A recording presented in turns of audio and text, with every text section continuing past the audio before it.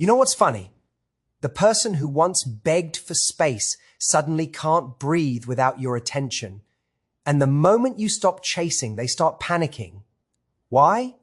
Because they never expected you to actually walk away with your peace intact. Here's the truth. People with avoidant tendencies often feel safest when they're in control.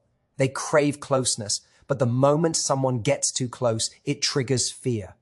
Fear of losing freedom, fear of vulnerability, fear of being truly seen. So what do? They pull back. They create distance. And if you're a deeply empathetic person, someone who loves hard, forgives easily, and always tries to understand, you start overcompensating. You chase, you fix, you prove your worth. But here's where the shift happens. At some point, the empath wakes up. They realize love shouldn't feel like constantly earning permission to exist in someone's life. They stop explaining, stop overextending, they start reclaiming their energy, and that's when the avoidance starts to happen. Because now, you're no longer the emotional safety net they can fall out of. You're no longer soothing their insecurity or feeding their control.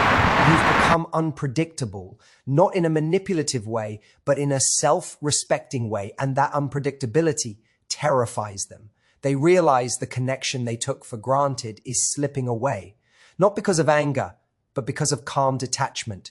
You're not playing games, you're just done playing theirs. And here's the beautiful part. When you finally go cold, it's not about revenge, it's about peace. It's about no longer trying to convince someone to value what's already priceless.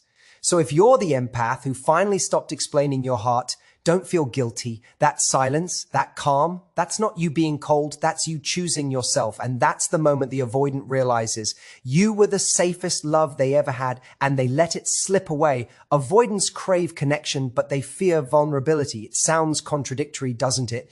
But that's exactly the emotional paradox that drives so much confusion in their relationships. Deep down, they want to love and be loved. They want intimacy, closeness, and the security of someone who truly sees them. But the moment that connection starts to feel too real, too deep, it triggers something almost primal, a fear of losing themselves, of being consumed, or of being hurt in ways they may have been before. That fear doesn't usually show up as fear, though. It shows up as distance, as withdrawal, as emotional unavailability disguised as independence. People with avoidant tendencies have often learned early in life that closeness comes with danger. Maybe they grew up in environments where vulnerability was met with rejection, where emotions weren't safe to express, or where love was conditional. So as adults, they develop coping mechanisms that protect them from ever feeling that exposed again. They learn to depend on themselves, to find safety in solitude, and to keep others at arm's length. When someone begins to get too close, it activates the part of them that says, this isn't safe, you'll lose control, you'll get hurt. So they create distance, not because they don't care, but because caring deeply feels like handing someone else the power to hurt them. The tricky part is that on the surface, it looks like they don't want connection at all. They might send mixed signals, texting passionately one day and disappearing the next. They might express affection, but only in moments when it feels convenient or emotionally low risk. They crave emotional intimacy, but feel suffocated by it at the same time. It's like they want to stand close enough to feel the warmth of the fire, but not close enough to get burned. This push-pull dynamic can drive their partners crazy, especially if their partner is empathetic and craving closeness. When the avoidant senses someone is too invested, their instinct is to retreat, not because they want to end the relationship, but because they need to reestablish emotional control. Distance becomes their way of regulating anxiety. They think, if I pull back, I can breathe again, I can feel safe. But in doing so, they unintentionally send the message that the other person's affection is unwanted. The truth is, their avoidance isn't about rejecting the person. It's about rejecting the feeling of vulnerability that the person evokes. Ironically, avoidants are often drawn to empaths or securely attached people because those partners offer the warmth, understanding, and emotional connection they secretly crave. They find comfort in someone who feels deeply, who communicates openly, who doesn't give up easily. But as soon as that connection starts feeling too safe, it becomes unfamiliar. And unfamiliar feels dangerous. That's the heartbreaking irony. The very closeness they've always wanted starts to feel like the very thing they need to run from. So when we say avoidants crave connection but fear vulnerability, what we're really describing is an internal tug of war. A part of them reaches for love while another part pushes it away. They want intimacy, but only on terms that don't threaten their emotional independence. It's not that they don't feel deeply. In fact, they often feel too deeply. They just haven't learned that true safety doesn't come from distance, it comes from trust. Empaths have an incredible gift. They can feel the emotions of others as if those emotions were their own. That sensitivity makes them compassionate, understanding, and deeply nurturing. But it also means they carry the weight of other people's feelings, often at the expense of their own. When an empath finds themselves connected to someone avoidant, they instinctively sense that person's emotional distance and pain. Instead of stepping back, they lean in. They try harder. They believe that if they can just love more, give more, or understand better, they can fix the disconnection. Over time, this becomes a cycle of overgiving. The empath starts to monitor the emotional climate of the relationship, constantly adjusting themselves to keep the peace. If the avoidant withdraws, they reach out gently.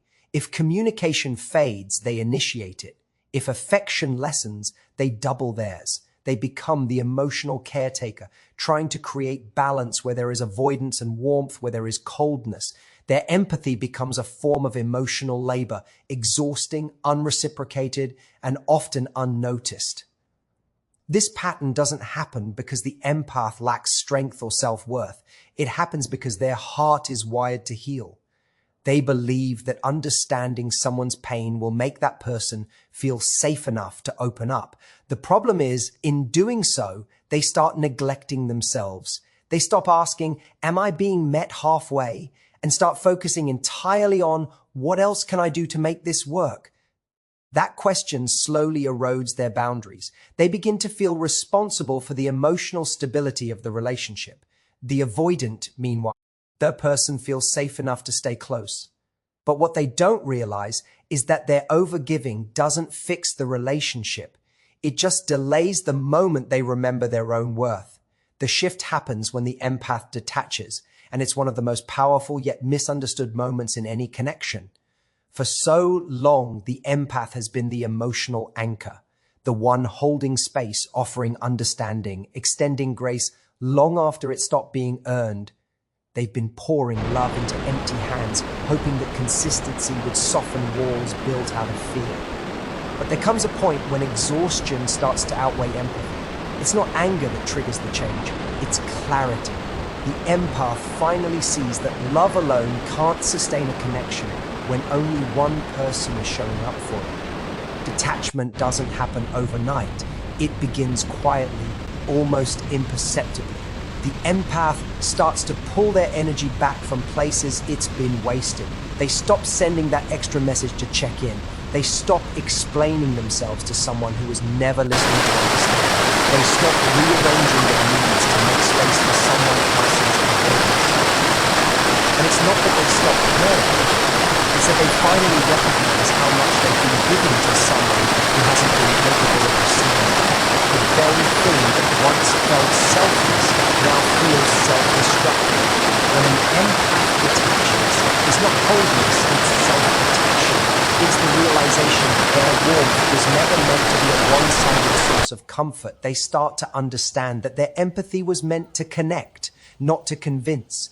They stop chasing validation through their ability to heal others. They stop interpreting emotional distance as a challenge to love harder.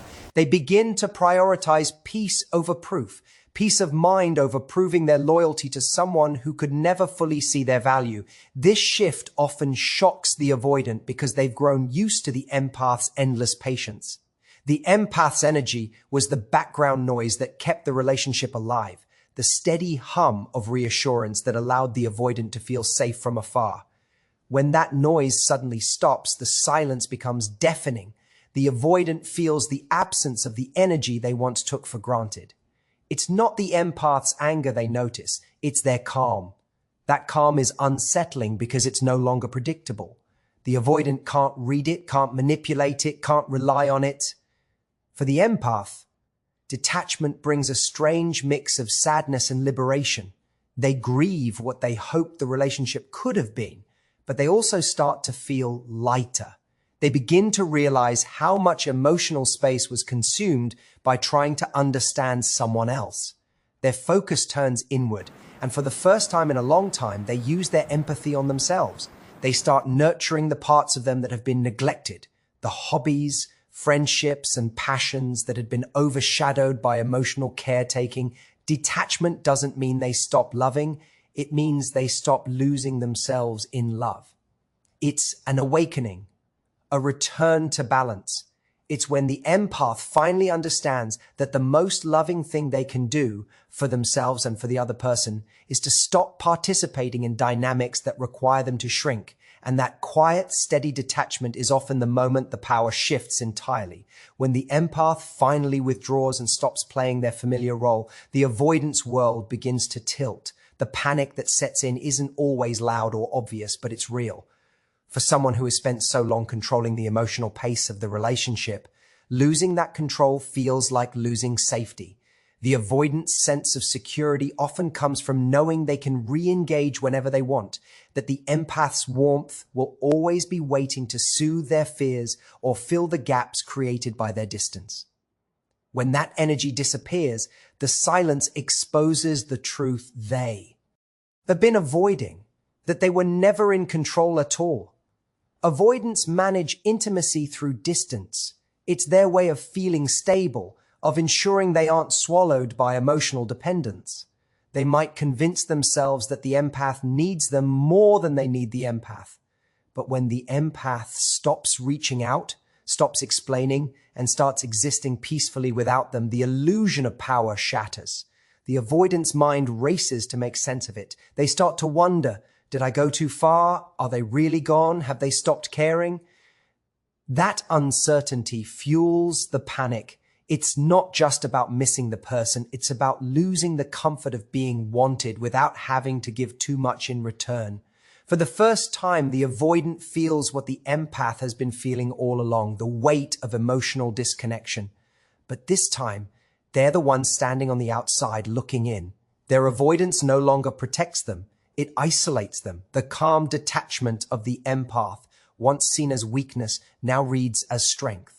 That composure unsettles them because it means the empath has reclaimed their energy, and with it, the power dynamic shifts.